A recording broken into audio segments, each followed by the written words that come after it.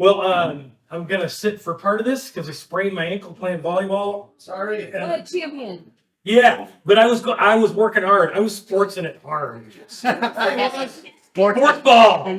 Score another goal unit. I make the ball go. That's our nerds group. Nerds group unite. We played sports. Let's, we're doing things. It seemed this session on anger and depression would be maybe better served if we responded at the end with worship. So we're going to start with the teaching segment, and then at the end we're going to come up with worship. So let's pray, and then we'll jump in.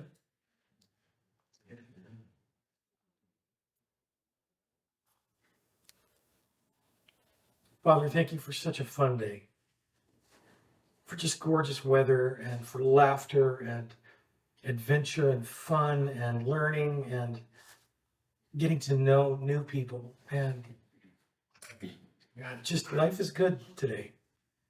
And so we're just so grateful we kind of drink it in. We don't get days like this every day.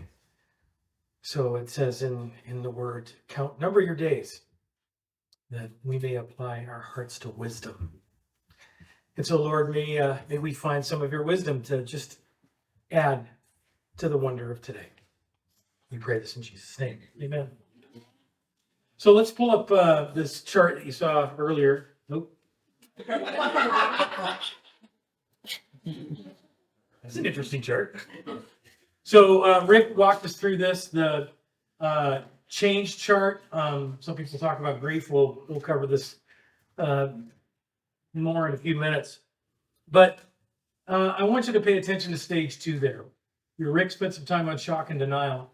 And as exiles move through the process, you'll notice that we get to the bottom of an emotional response there in anger and depression.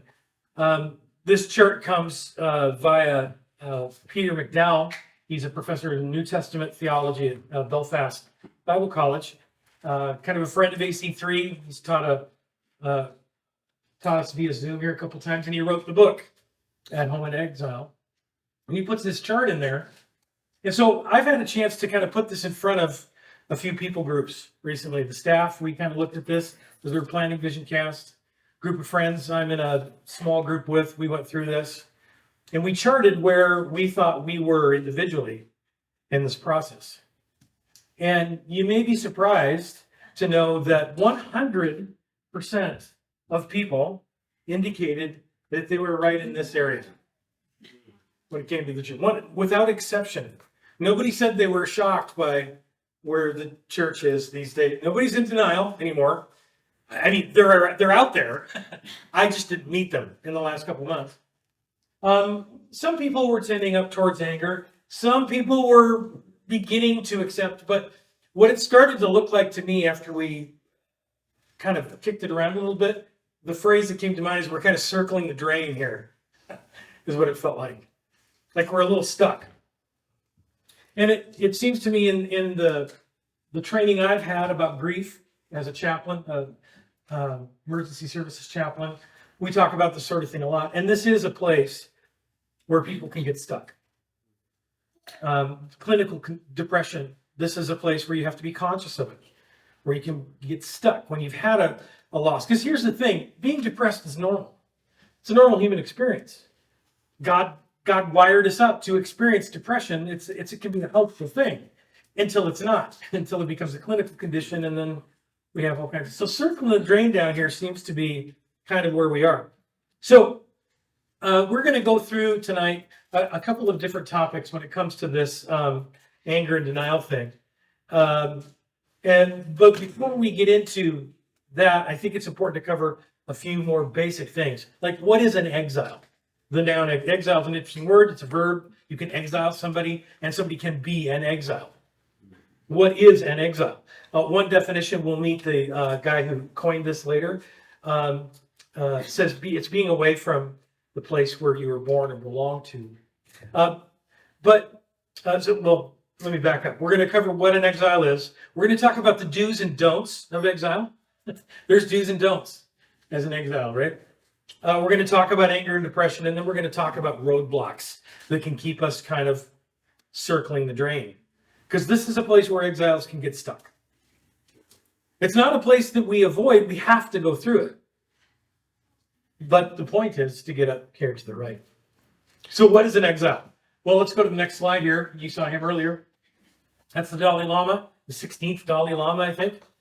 And he's, it was the 1950s that the Chinese Communist government took over Tibet and kicked him out and said, you will go to jail if you don't leave. And he's not been back. Since 1950 something, 53, 54, he's not been back to his home. He's been forced out. That's an exile. This next guy, Cho Feng Suo. Can we go to the next slide, please? Remember this, 1989? Tiananmen Square? That guy right there, I think I'm pronouncing it right. Cho Feng Suo. That sound about right? Shua? Say it for me. Okay. Not even close. That fella, I apologize. That fella right there, everybody kind of knows for that picture. Well, he was imprisoned after this. They tracked him down, found him, threw him in prison for a couple of years. Then he was exiled, spent several years out, and kind of snuck back in to China back in 2014, I think, 2015. And he made it for 72 hours before they caught him.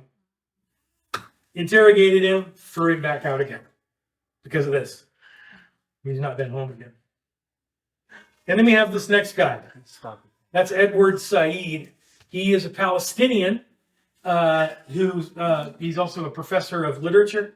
And he's not allowed into Israel because of his writings and his opinion on the Palestinian-Israeli conflict. He's avidly pro-Palestinian, wants to see a Palestinian state. And the government of Israel says, we won't let you come back to your homeland. And he died several years ago, having never been back to his home. And he's the guy that coined the phrase exile as being away from the place where you were born and belong to. Exile is being away from the place you were born and belong to. I want you to hold on to that definition. We're going to come back to that here in a little bit. And I want you to contrast the idea of exile with a couple of other words. Migrant. We talked earlier, you've seen the pictures in the last few years of Africans getting in these rickety boats and crossing the Mediterranean Sea, and many dying on the way just to try to get to Europe. We know of people from Central and South America who lose their lives just trying to get to the United States. We wouldn't apply the word exile to those folks. We'd say migrants or refugees in some cases. An exile tends to be someone who's driven away or dragged away, whereas a migrant is someone who has some agency in it. You don't have to leave your... Now, maybe circumstances are such that you really don't have much other choice, but you're not being driven away. It's a fine line, but I think it's important to remember. Or a traveler. I mean, there are people who've traveled. Rick came to the United States, and he's been stuck here for 35 years now. Exiled from the motherland. No, he's a resident alien, technically, which is my favorite. Resident alien. So there's all these different categories of people who are not in the place where they were born, where they feel like they belong to, but not everyone's in exile. So let's talk about, I forgot my Bible. Stand by. We're going to turn to, if you've got your Bible, turn to Jeremiah 29. Rick referenced this earlier. We're going to kind of camp out here. Everybody knows Jeremiah 29:11, right? I know the plans I have for you. To prosper you, not to harm you. Well, God says some stuff through Jeremiah before that. And I'm going to read for you now, beginning at verse 4. Jeremiah 29, verse 4. This is what the Lord Almighty, the God of Israel, says to all those I carried into exile from Jerusalem to Babylon. Build houses and settle down. Plant gardens and eat what they produce. Marry and have sons and daughters. Find wives for your sons. Give your daughters in marriage, so that they too may have sons and daughters. Increase in number there. Do not decrease. Also, seek the peace of prosperity of the city to which I've carried you into exile. Pray to the Lord for it, because If it prospers, you too will prosper. Yes, this is what the Lord Almighty, the God of Israel, says. Do not let the prophets and diviners among you deceive you. Do not listen to the dreams you encourage them to have. They are prophesying lies to you in my name. I have not sent them, declares the Lord. So, do's and don'ts of exile. God gives really specific instructions here in Jeremiah 29, what the exiles are supposed to do and not do. So I just went through, and this is a great little Bible study tool. Go through and find a word type in a passage, and go through, just underscore them, underline them, make a list. Here are the verbs that God specifically gives commands to the people that they're to do in Babylon. Are you ready? Build, settle, plant, eat, marry, increase, seek peace and prosperity for your captors too. Pray. Those are explicit verbs. Does he say in there, whine, fight, resist, complain, blog? No. None of those things. So what does it sound like God is expecting of the exiles? Good. What was God expecting of the exiles based on that list of verbs? Integrate. Say that? Integrate. Integrate. Interesting word. What else? Grow. Live. What else? Grow. Grow. Prosper. Live. Live like you're at home. Be a good example. Be a good example. That's chill out. Now. Don't look back. It's really interesting. Look at the things that he said not to do. So those are positive verbs. He said, don't decrease, don't be deceived, and don't listen to lies. All right, exiles. If we find ourselves in this exilic context, God is telling the Jews in that context, maybe he's saying to us, there's probably a lesson here, don't decrease, don't be deceived, don't listen to lies. Now, Bible study tip number 2. You have to be very cautious about taking any Old Testament passage and just overlaying it on our circumstance. Jeremiah is writing to a very specific group of people in a very specific situation. This wasn't written to you. It was written to the Jews who've been taken into exile in 586, right? 586. Now, are there principles that we can learn? Did God give us this for reasons? Yes. There are principles we can learn. If nothing else, God's character is revealed to us in this dialogue. So I don't think it is good exegesis for us to say, oh, don't decrease. We should be making babies like mad. That's our first job. I don't think that's not good exegesis. But what's the principle here? You said a lot of those things. We're not giving up. Don't decrease. You're not done. There's life to be lived. This is your new home. Don't look back.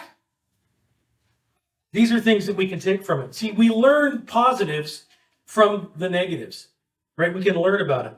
Why is there a command not to decrease? Why would God have to give his people a command to not decrease?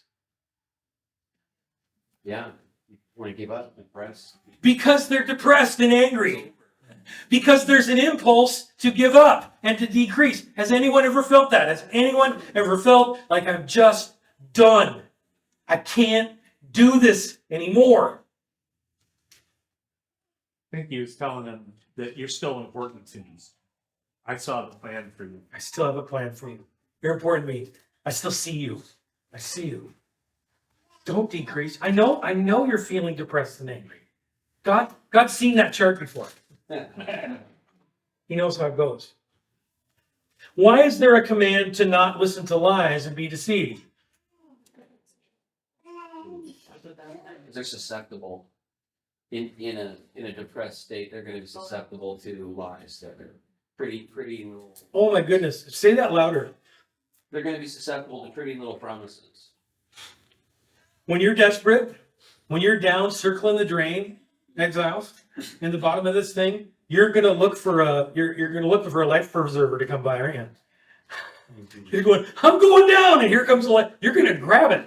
You're not going to stop and evaluate it. God knows that. He's saying, careful. Don't grab every piece of flotsam that comes by. It looks like it's going to get you, might be a boat anchor. It just might be a boat anchor. Why is there a command not to be sad or angry? Because they were sad and angry.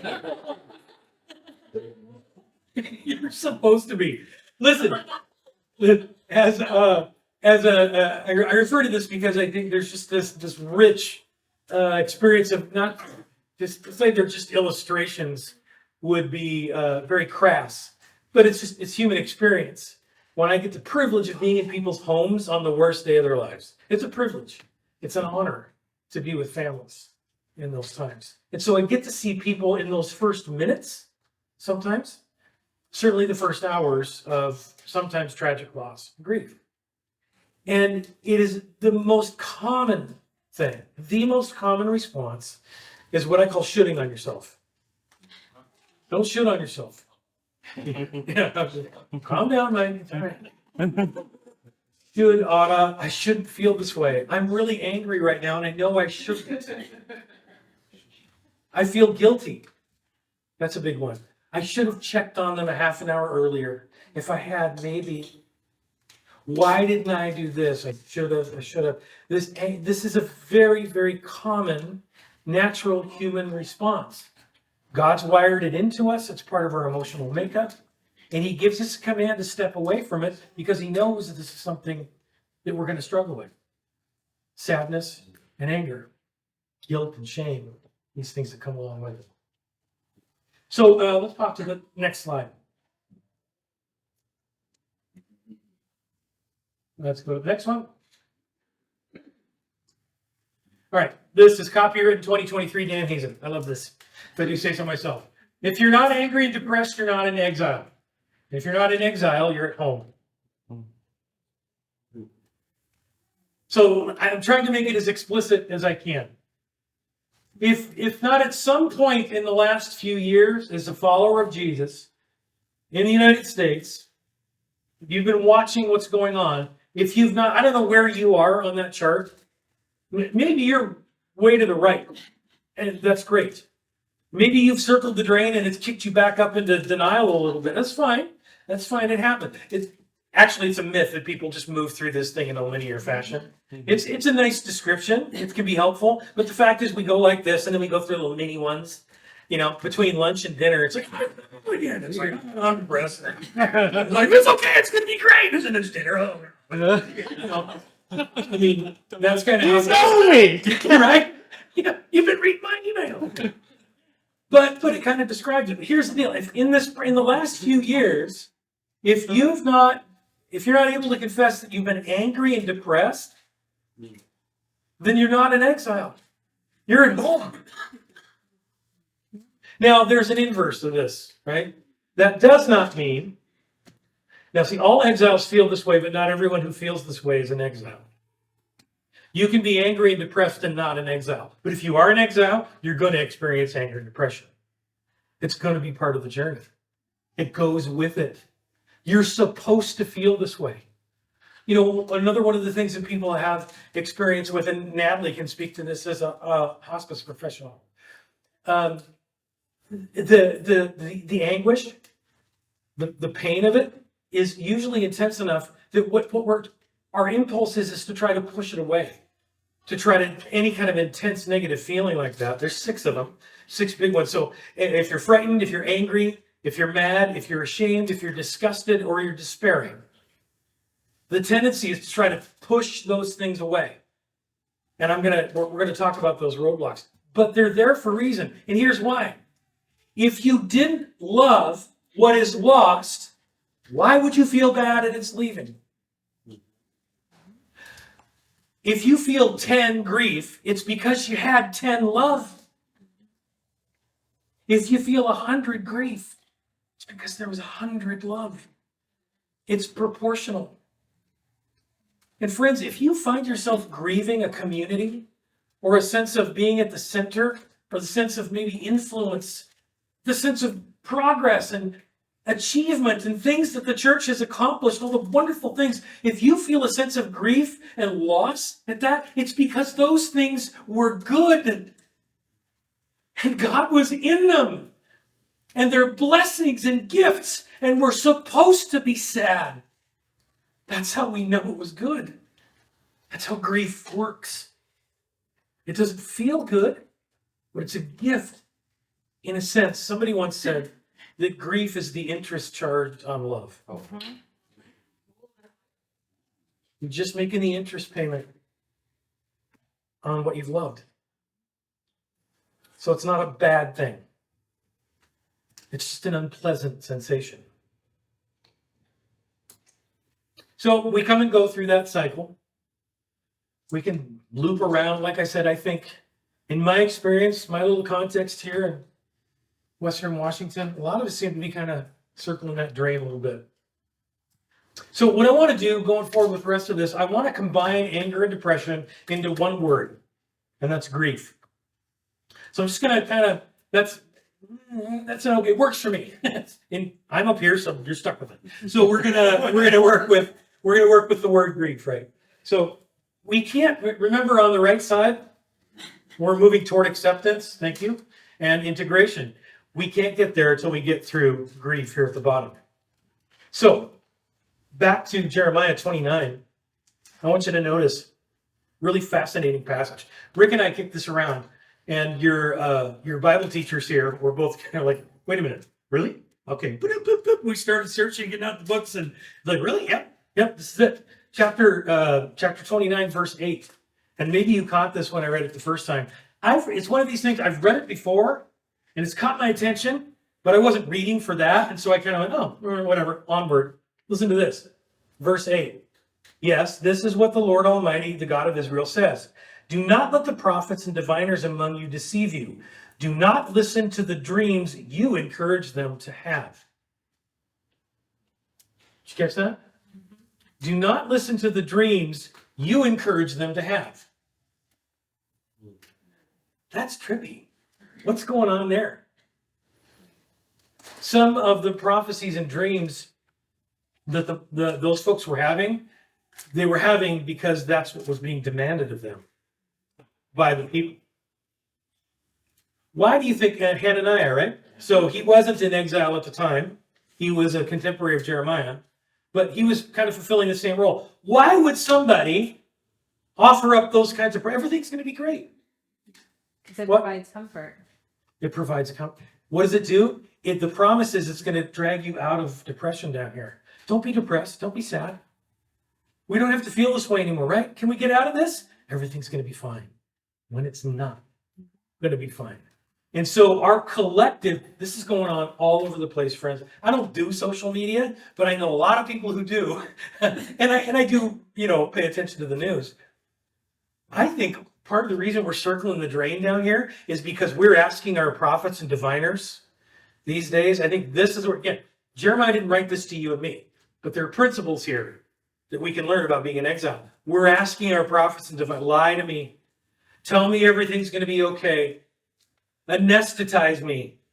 Anybody seen Idiocracy, the movie? Oh, so good. Enough said. Watch it. It's terrible. It's profane, hilarious, and you will weep. This is a group of people who are just so interested in just having the media. And Wall-E would be a nicer, maybe version of it, where we just coast around in our big chairs, slurping our stuff with our screens. Yes. It's a documentary. Yeah. Somebody said, yeah, Idiocracy is a documentary. I like that. A good example is, why do TV evangelists and abusive CEO pastors continue to thrive?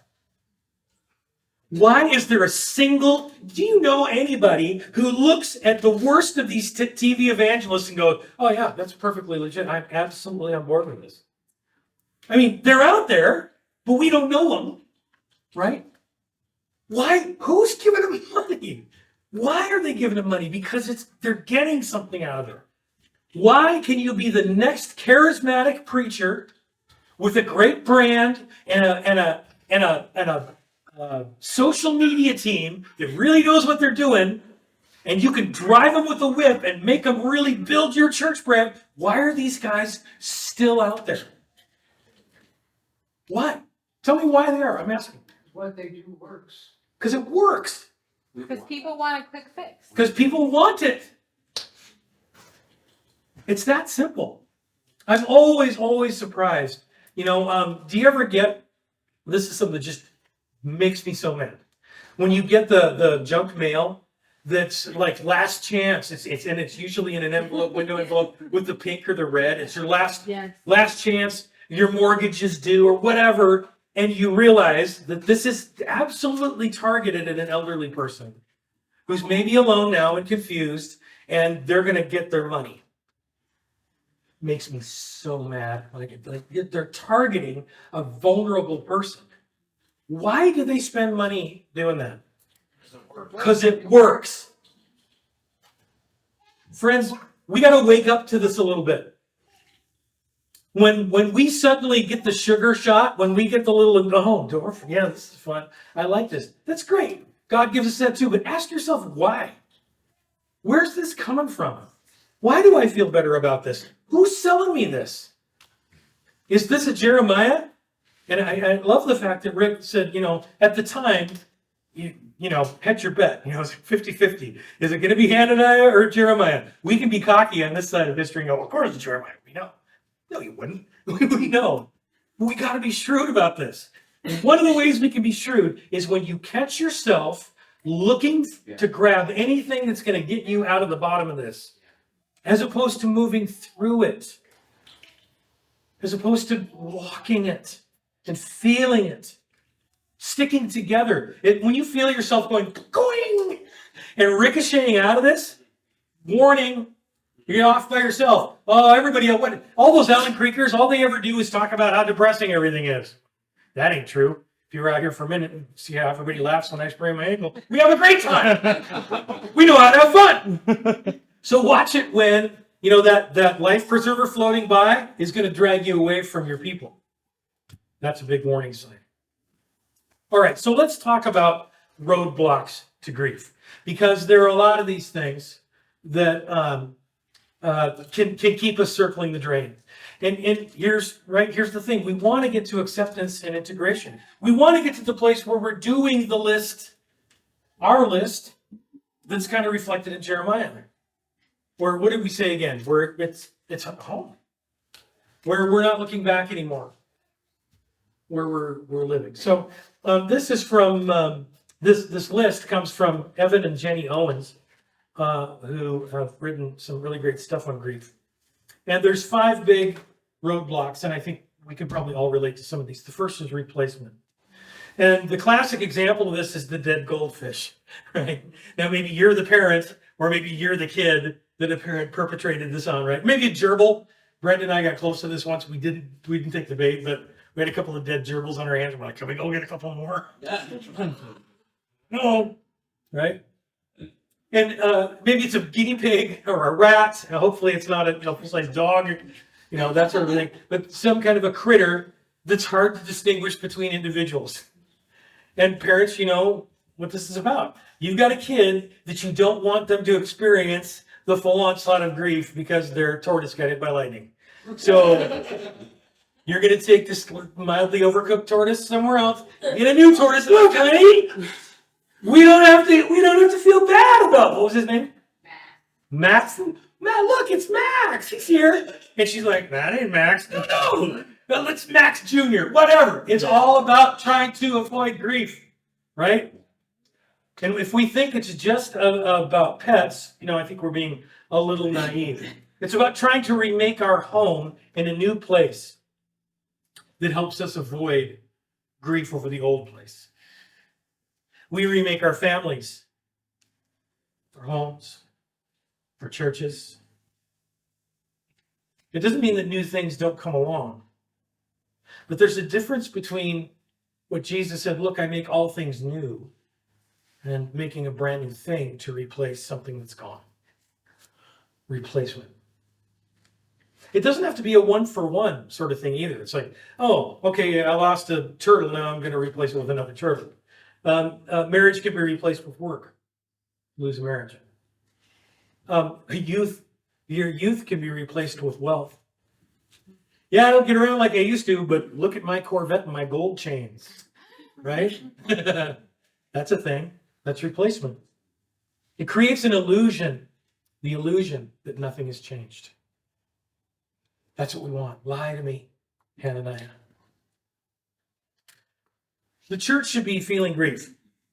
It's part of how God designed exile. And the grief refines our desire for what is good. Grief refines our desire for what is good. You're not going to grieve something that isn't valuable. Stop and think about what you're grieving. What is it that you miss? Probably a good thing. It's a good thing. What are we using to replace the things we've lost so we don't feel grief? And I want you to think about this individually, your own grief journey, whatever that may be. And I want you to think about our collective grief journey as a community, as Allen Creek Community Church. We have things to grieve. What are the temptations that what are we going to replace the things we've lost? Second thing is enshrinement. I've done a lot of memorial services over the last 25 years, and there are a few predictable occurrences as I work with families to prepare. Long dormant family drama will often resurface. A scramble for sentimental possessions will begin, that's true. And the deceased person will be sainted, right? It's like, oh, they were the best ever. And if I knew this person, I'm, really? I know this dude. I mean, he was great. I miss him too, but come on, right? So their best qualities become their only qualities with enshrinement, right? It's like we ignore all of the other junk. It's more than just minimizing their inevitable weakness. We erase their weakness. We don't minimize. It's appropriate. It's not appropriate in a memorial service to get up and say, well, he was a reprobate, and he hung on to his money too much, drank a little too much, and frankly, his opinions on hockey were uninformed. That's not helpful. We don't have to throw them under the bus, but we don't have to enshrine them either. You see, we cover grief with rituals and anniversary events. We build literal shrines to keep them alive rather than feel the grief. Now, this can be a tricky business because this is very enculturated. This is very much about what kind of culture you're in. We are living in a time where when it comes to loss, personal loss, it's changing. When I was a kid, we were very much English. We were still very much British. We're a British colony, right? We have 13 British colonies. We were very stiff upper lip. It's like, well, we're going to be dignified about this. We're going to wear black. We're going to stand at the graveside, wipe away a single tear, suck it up, buttercup, rub some dirt on it. Let's get on with it. Stiff upper lip and all that. Well, now we're becoming more demonstrative as a culture. And one of the things I see, and I personally recognize, have you noticed all of I call them white vinyl memorials in the back windows of people's car? I passed 2 of them on our way here. And they usually just say, in loving memory, and then there's somebody's name, maybe a date, or maybe a picture. People are now openly displaying their grief for long periods of time in an effort to reduce that grief. I believe that's what they're doing. I have one firefighter friend of mine who we talked about this sort of thing. And firefighter Scott can get a little cynical, can't they? Oh, he nods with the firefighter nod. So accounting for that, I asked him about this firefighter friend. And he goes, "Oh, you mean the 'Don't forget about me' stickers? Don't forget that I'm in grief. This makes me feel better when I have your attention," kind of sticker. So we tend to build these shrines because they can relieve our grief. And it's not that we shouldn't remember people. It's not that we shouldn't have a grave song. And I'm not saying don't have a white vinyl. That's not what I'm saying. What I'm saying is examine your motives. Is this about trying to reduce the experience of grief as opposed to maybe just honoring somebody? We ignore the bad parts of a person or thing because acknowledging that there were flaws makes the shrine less distracting, doesn't it? The person who's perfect, that will keep you out of grief. But if you have to look at the real person and all the other junk that goes along, you have to process it. You have to think about it. You got to engage with it. That means you're going to feel that grief.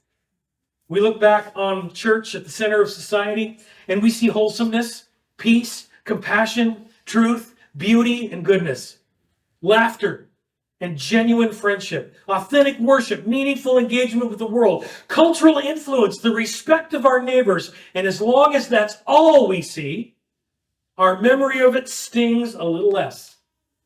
If that's all we remember, it's going to hurt a little less that things are changing. We can be wistful about it.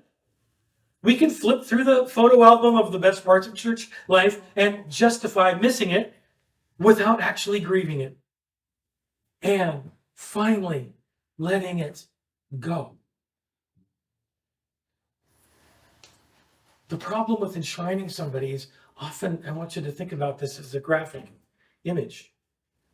I want you to think about a preserved body that you just have walk around behind you on a leash. Oh, I can't let them go. And there's this body, this zombie-like decayed thing that you won't let go of. It's dead. It's gone. Our hands can be full, clinging to a shrine to avoid the pain of letting go, grieving hard, and being open to what God has next. Mildred Cope. Does anybody know? She's got to be 150 years old now. Yeah, Mildred Cope was a pretty old woman when we planted the church 28 years ago. Saint.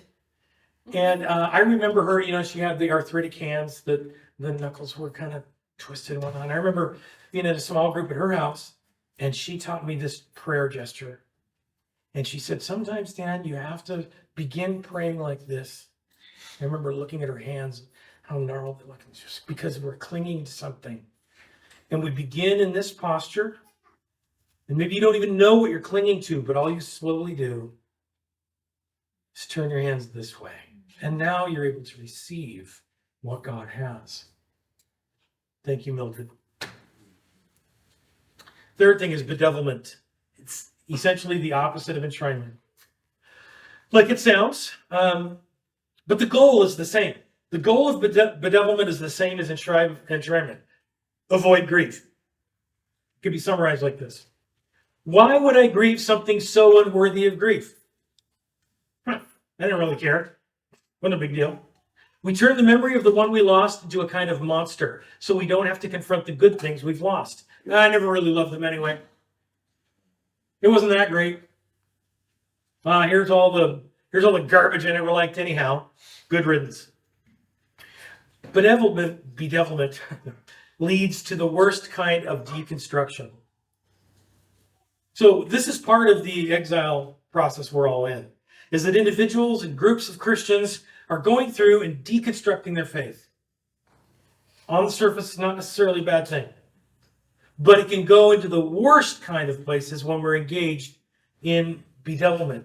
Some questioning is good, but when a Christian finds their feet on the path of exile, when they find themselves having to say goodbye to so many things they thought would never change, maybe some things that should change, they sometimes just bundle up even the good stuff with the bad and just toss it all out, calling it abusive, intolerant, ignorant, whatever. It's easier. It's easier just to throw it out and start all over again. It's so much easier not to grieve an evil empire than it is to grieve a good church. This is a tendency I have. It's we've talked about it over the course of ministry life together. That when we've got a program or something we're doing around here and something's not working, my tendency is burn it down.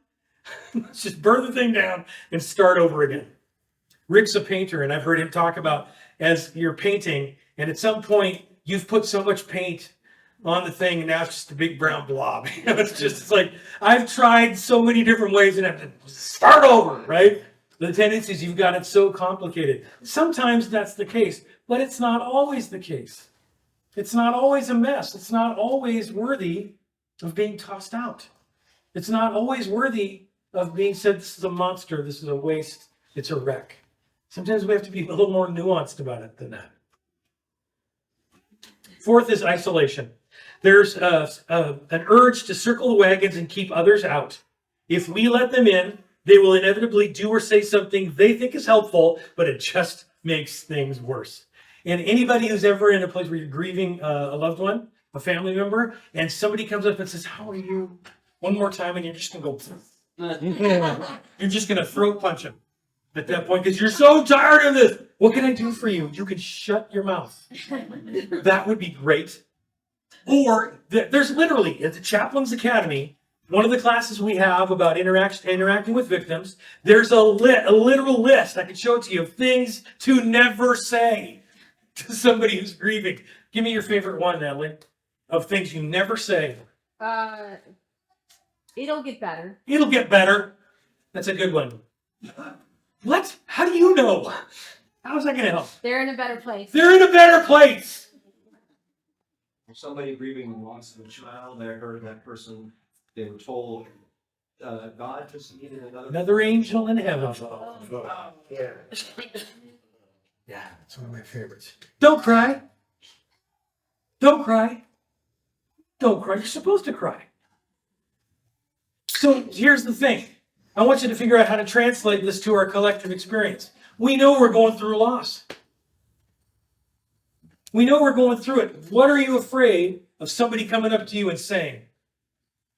What do you want to isolate yourself from? What kind of inputs you're like, I can't deal with this?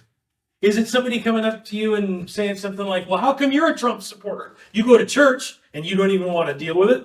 It's like, well, maybe I'm not a Trump supporter and I don't want to have a political conversation. So I'm just not even going to talk.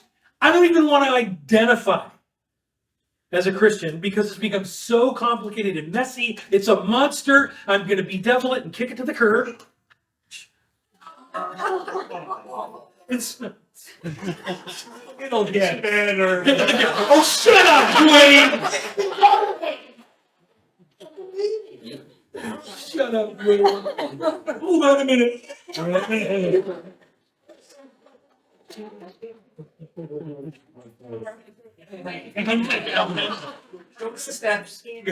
God needed another anklet.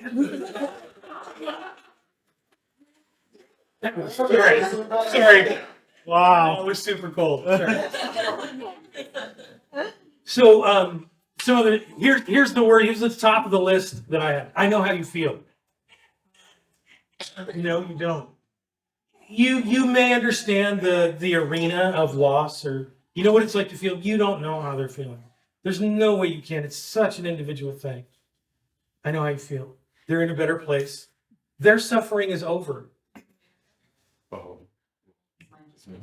Yeah, right. It's terrible things to say. So I want you to try and translate. What are the kind of things we're avoiding having to hear? Sanctimony. Sanctimony. Yeah. There are people that are going to jump up right in your business, put on their judge's robes, and right. Navigating the exile of the church is hard enough in my own head. I don't need a bunch of yahoos giving me their hot takes on even their attempts at comfort.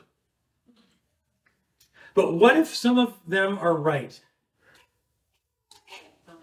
What if some of them are right? What if I need to hear what some of them say? What if grief was meant to be walked out in community? We don't isolate. Isolation will keep you circling the drain of grief. Guaranteed. If we just isolate, we don't have to confront the dumb stuff people say and do that makes the grief worse. True. But we also miss every wondrous and soothing thing they can offer as well. All right, fifth thing, unfinished business. It's not uncommon for someone who's just experienced a loss to say something like, I never got to tell them X.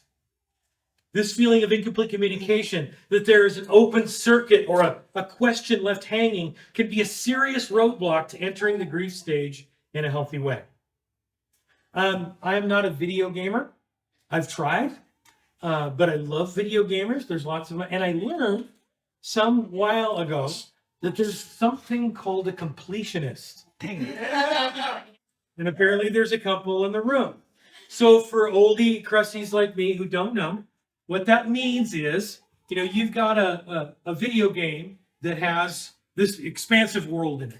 And all these different experiences you can have. But there's also an end to the game. There's a point to the game. You have to get there and kill the big boss at the end.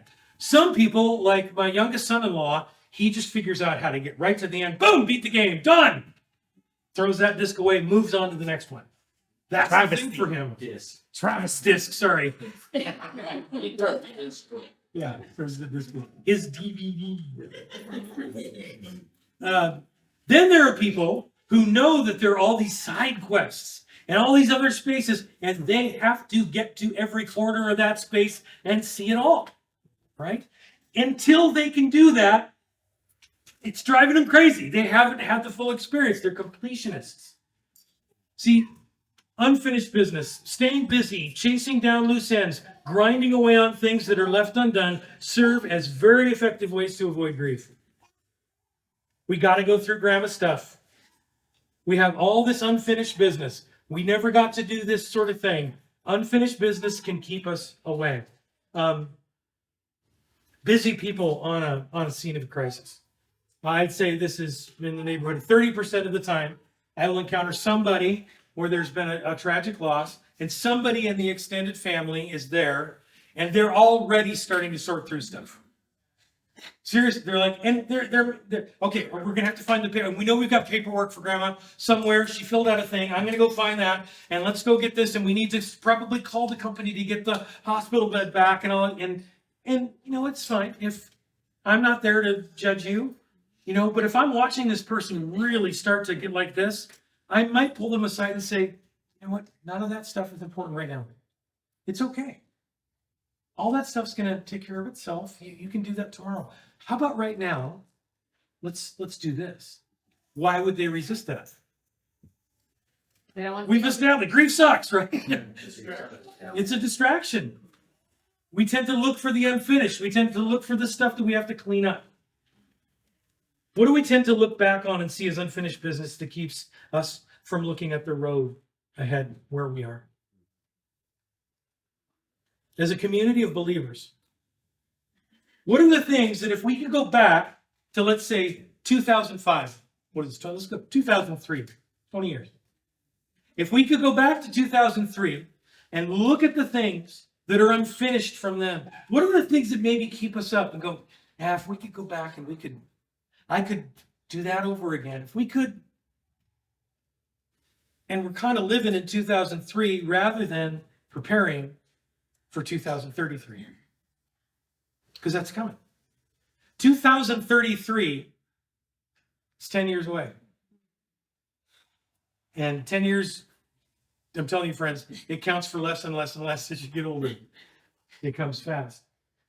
So I want you to remember that definition. Remember that Edward Said gave of an exile. It's someone who is not in the place where they were born. Well, here's the trick, friend. As the band comes up, guys, come on up, and we're gonna wrap up our time here with some that fall break my leg. I want you to remember this. We have this amazing metaphor that Jesus reveals in speaking in the New Testament about being born again. It doesn't really matter where you were born, in what hospital, city, where your mother was on the day that she gave birth. That's not the most important thing about you. Maybe you're in exile from that place. Maybe you just moved. Maybe it's just a very right away. For me. But I was born again. The place where I'm from, we haven't even seen yet. The place where I'm from is on the right-hand side of that chart. That's my home. That's your home. I'm not in exile. I'm in exile from a lot of things. In our culture, our time, 21st century here in America, I don't fit anymore. I don't. My home is over here. So at the same time we're grieving all that's lost, there's so much here to celebrate. So as we come to worship, I want you to think about what you're carrying with you. I want you to think about how God welcomes you. Maybe you're circling the drain. That's okay. We do that from time to time. I want you to bring these things to mind as we lift up our voices. God.